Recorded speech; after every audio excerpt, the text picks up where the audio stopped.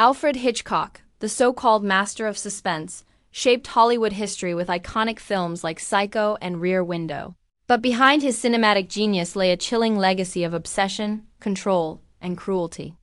Born in 1899, Hitchcock's childhood was filled with fear. His father once had him locked in a jail cell as punishment with no explanation. That moment scarred him forever, instilling a lifelong fear of authority and deep emotional repression. Raised in a strict Catholic home, punished with silence, and isolated due to his weight, Hitchcock turned his pain into art, but at a terrible cost to those around him. As he rose to fame, his need to control seeped into every detail of his work, especially his treatment of actresses. Grace Kelly fled Hollywood at 26, never to return. Janet Leigh endured 7 grueling days filming the infamous Psycho shower scene and avoided showers for the next 35 years. But it was Tippi Hedren who bore the worst. After casting her in The Birds, Hitchcock became fixated. He orchestrated her life like one of his films, having her watched, manipulating her schedule, and even recreating her bedroom on set. When mechanical birds didn't look real, he switched to live ones, 25,000 of them, pelting her for 5 days straight. She bled, broke down, and nearly lost an eye.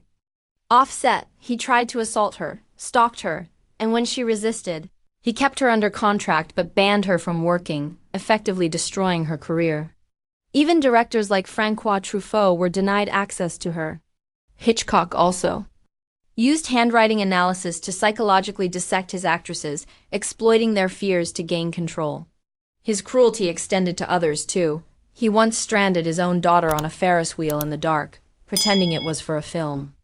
Though actresses like Doris Day and Eva Marie Saint spoke well of him, others suffered in silence.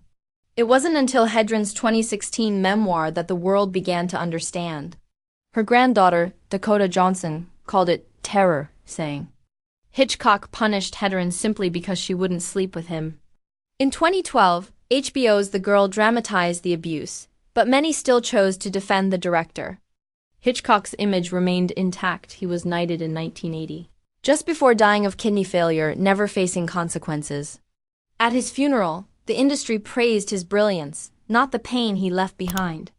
Film schools continued to teach his work, critics romanticize his genius, and few acknowledge the trauma he inflicted.